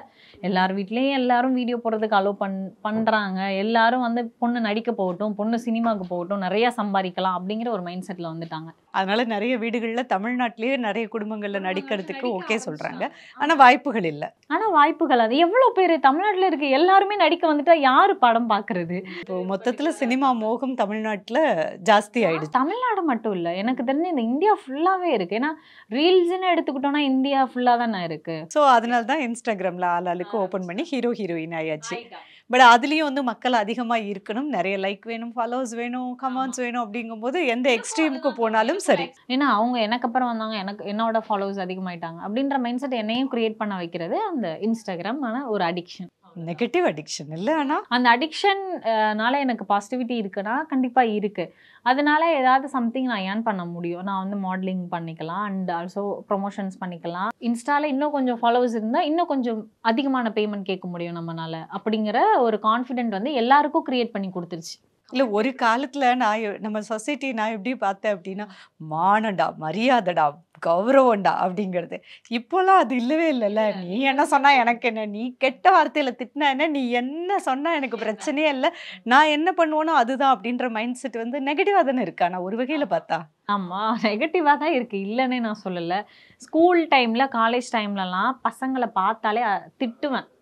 ஏன்னா அந்த மாதிரி கிரியேட் பண்ணி வச்சுட்டாங்க. அதாவது பசங்க கூட பொண்ணு பேசக்கூடாது, என்ன உங்களுக்கு, எதுக்கு வரீங்க, எதுக்கு பேசுறீங்க, அந்த மாதிரி இருப்பேன். பட் இப்போ உள்ள ஜென்ரேஷனில் ஒரு பையன் கூடயோ இல்லை நான் ஒரு ஃபீல்டில் இருக்கேன், இல்லை நான் ஒரு வேலையில் இருக்கேன்னா எனக்கு மேலே உள்ள ஆஃபீஸர் ஒரு பையனாக இருந்தால் அவர் கூட கொஞ்சம் சிரித்து பேசினாதான் நம்ம இந்த இடத்துல இருக்க முடியும் அப்படிங்கிற மாதிரி ஆயிடுச்சு. சிரிச்சு பேசி அந்த இடம் தேவையே இல்லைல்ல. தப்பாக போகலை, தப்பாக பார்க்கல, தப்பாக பேசலை, பட் அவங்ககிட்ட ஸ்மைல் பண்ணி அப்படிங்கிற விஷயம் வேணும் அப்படிங்கிறது இப்போ உள்ள ஜென்ரேஷன் மாற்றிட்டாங்க. நீ என்கிட்ட நல்லா பேசுறியா, உனக்கு வந்து அந்த வேலை இருக்கும், நீ என்கிட்ட நல்லா பேசலையா, உனக்கு அந்த வேலை, நான் அப்படி பண்றேன்னு சொல்லல. நேர்மையா உழைக்கிறது, வேலை பார்க்கறது அப்படிங்கிறது வேற. பட் நான் சிரிக்கணும், குழையணும், கும்பிடு போடணும் அப்படிங்கிறது வந்து அது என்னோட ஐடி ஒர்க்லயும் நடந்திருக்கு. என்னோட சீனியர் கிட்ட நல்லா பேசுறவங்களுக்குலாம் அப்ரைசிங் மார்க் நல்லா கொடுப்பாங்க. நான் கொஞ்சம் டிஸ்டன்ஸ்ல தான் இருப்பேன். ஸோ அது எனக்கு அந்த அளவுக்கு ஒர்க் அவுட் ஆகலை. அப்போ நான் புரிஞ்சுக்கிட்டேன், எங்கே போனாலுமே அது ஃபீமேலே மேலோ அவங்கக்கிட்ட நம்ம வந்து ஈனை இழிச்சு நல்லவங்க மாதிரி வேஷம் போட்டால் மக்கள் நம்பிடுறாங்க. ஆனால் அவங்கள பின்னாடி வந்து பேசுகிறது அவங்க தான் சிரிச்சு அவங்களுக்கு முன்னாடி பேசிட்டு என்கிட்ட வந்து அவரை பற்றியே பேசுவாங்க தப்பா. காதல் இருக்கா அபிநயாக்கு? காதல் கிடையாது, காதல் கிடையாது. எனக்கு வந்து சப்போர்ட் பண்ணுற பர்சன் அப்படின்னு பார்த்தீங்கன்னா என்னோட கசின் தான் சப்போர்ட் பண்ணுறாங்க. எனக்கு காதல் கமிட்மெண்ட்டுன்னு போகிறதுக்கு விருப்பமும் இல்லை. மேபி அது கல்யாணமாக மாறுனா சந்தோஷம். இப்போ நீங்கள் ஒரு எஃபோர்ட் எடுக்கிறீங்களா ஃபீல்டில் வந்து ஃபிலிம் இண்டஸ்ட்ரியில் போகணும் அப்படிங்கிறதுக்காக சோஷியல் மீடியாவில் ஒரு எஃபோர்ட் எடுக்கிறீங்க. இதனால நாளைக்கு ஒரு பொண்ணா திருமணத்தில் ஏதாவது பிரச்சனை வரும் அப்படின்னு நினைக்கிறீங்களா இல்லையா? கண்டிப்பாக வரும். ஆனால் நயன்தாரா மேம் மாதிரி சமந்தா மேம் மாதிரி பெரிய ரீச்ல இருந்து பணம் இருந்தால் கல்யாணம் பண்ணுறதுக்கு யார் வேணாலும் வருவாங்க. ஆனால் உண்மையாக இருக்க மாட்டாங்க, அவ்வளோதான். காசு இருந்தால் நீங்கள் என்ன வேணாலும் பண்ணலாம். எல்லாரும் அந்த இடத்துக்கு போகிறதும் கஷ்டம் இல்லை, உண்மை அதுதானே, ரியாலிட்டிஸ். நான் நயன்தாரா மேம் மாதிரி வரேன்னு சொல்லலை. காசு இருந்துச்சுன்னா மேபி நான் வேற ஏதோ ஒர்க் பண்ணுறேன் இல்லை ஏதோ ஒரு பிஸ்னஸ் பண்ணுறேன் அப்படின்னா மந்த்லி நான் ஒரு 10 lakh 20 lakh ஏர்ன் பண்ணுறேன்னா யார் என்னை வந்து கல்யாணம் பண்ணிக்க மாட்டாங்க. எந்த பையன் பண்ணிக்க மாட்டேன்னு சொல்லுவாங்க. இப்போ நான் ஒரு 30ல் கல்யாணம் பண்ணுறேன்னா கண்டிப்பாக 35 36ல் உள்ளவங்க என்ன பண்ணிக்கிறேன்னு தானே வருவாங்க அப்படின்னு நான் சொல்கிறேன். நான் தப்பான பொண்ணு இல்லை, பட் சினிமாக்காக நான் ட்ரை பண்ணேன். அதை தாண்டி இப்போ நான் நிறையா ஏர்ன் பண்ண ஆரம்பிச்சிட்டேன்னா பண்ணிக்குவாங்க. அவங்க பண்ணிக்குவாங்க அப்படிங்கிறதுக்காக நான் யோசிக்கலை. எனக்கு வந்து உண்மையான அன்பு இந்த உலகத்தில் யாருமே இல்லை எக்ஸப்ட் என்னோட அப்பா அம்மாவை தவிர. எனக்கு பெரிய கோவம் மேம் என்னன்னா என்னோட இன்ஸ்டாகிராம் ஐடியில் நான் பெருசாக எக்ஸ்போஸ் பண்ணலை. லைட்டாக இருக்குது, நான் கிளாம் இல்லைன்னே நான் சொல்லலை. ஆனால் என்னோட ஐடியாவே ரிப்போர்ட் பண்ணி கொஞ்ச நாள் கிட்ட சஸ்பெண்ட் ஆகி இருந்தது இன்ஸ்டாகிராம். எப்போனா எனக்கு 100K ஃபாலோவர்ஸ், இப்போ 300K, அப்போ 100K இருக்கும்போது எனக்கு ரிப்போர்ட் அடிச்சிட்டாங்க. இதை விட ரொம்ப அசிங்கமாக பண்ணுற ஐடியெல்லாம் வச்சிட்டு இருக்கீங்களேடா, நான் ஏதோ ஒன்று பண்ணிட்டு இருக்கேன். அப்போ எந்த அளவுக்கு பொறாமை இருக்குன்னா, இப்போ இந்த மாதிரி போஸ்ட் போட்டு ஃபாலோவர்ஸ் வர்றதுலையும் பெண்களுக்குள்ளேயும் ஒரு பொறாமை இருக்கு. பெண்களுக்குள்ளேயும் இருக்கு, சுற்றி இருக்கிறவங்களுக்குள்ளேயும் இருக்கு. எனக்கு ஒரு மைண்டில் என்னன்னா, ஒருவேளை எனக்கு தெரிஞ்சவங்களும் இதை பண்ணியிருப்பாங்களோ, வாவ் செலிப்ரேஷன் பண்ணலான்னு யோசிச்சுட்டு இருக்கும்போதே அடுத்து போய் ஓப்பன் பண்ணுறேன், எரர் தான். அப்போ எனக்கு எவ்வளோ கஷ்டமாக இருந்ததுன்னா, இத்தனை வருஷமாக 2 வருஷமாக அதில் டைம் ஸ்பெண்ட் பண்ணியிருக்கோம், என்னடா போச்சு அப்படிங்கும்போது என்னால் இருக்க முடியல, இது என்ன பண்ணலாம் அப்படின்னு தான் யோசித்தேன். அண்ட் அது என்ன ரீசன்கிறதையும் கண்டுபிடிச்சிட்டேன். 100Kக்கு மேலே போயிட்டா ஒரு பர்டிகுலர் விஷயத்தில் என்னோட எல்லாமே வேல்யூமே ஹை ஆக ஆரம்பிச்சிரும் அப்படிங்கிறதுனால பொறாம ஈகோனாலே வேணும்னே ரிப்போர்ட் கொடுத்தாங்க. ஓகே, நீங்க அதாவது முன்னாடிலாம் வந்து ஒரு நல்ல வீடு கட்டிட்டா பொறாமப்படுவாங்க, ஒரு பெரிய வேலையில இருந்து லட்சமா சம்பளம் வந்துட்டா பொறாமப்படுவாங்க. இப்போ வந்து இன்ஸ்டாகிராம்ல ஒரு ஃபாலோவர்ஸ் வந்துட்டா, அதுவும் இப்போ நீங்க வந்து நெகட்டிவ் பப்ளிசிட்டி தான் தேடிட்டு இருக்கீங்க, அதுல ஃபாலோவர்ஸ் கூடனா அதுக்குமா பொறாம? அப்போ அவ்வளோ நெகட்டிவ் கூட இல்லை, ஓரளவு நார்மலா இருந்தது. இப்போதான் இவ்வளோ நெகட்டிவான ஒரு ரீச். ஒரு பொண்ணு ஒரு போஸ்ட் போடுறதுனால மட்டும் டிசைட் பண்ணி நிறைய விஷயங்கள் பேசிட்டு இருக்கீங்க. பட் அந்த பொண்ணு போஸ்ட் ஏன் போடுறா, அந்த பொண்ணு மனசுக்குள்ள இருக்கிற விஷயங்கள் என்ன அப்படிங்கிறத நிறைய இங்க பேசியிருக்கோம். ஸோ இப்போ இந்த அபிநயாவை பற்றியும் இந்த மாதிரியான பெண்களை பற்றியும் நீங்கள் என்ன நினைக்கிறீங்க அப்படிங்கிறத ரொம்ப நல்ல விதமாக நேர்மறையான விமர்சனங்களை பதிவு பண்ணுங்க. தேங்க்ஸ் அபிநயா. தேங்க்யூ.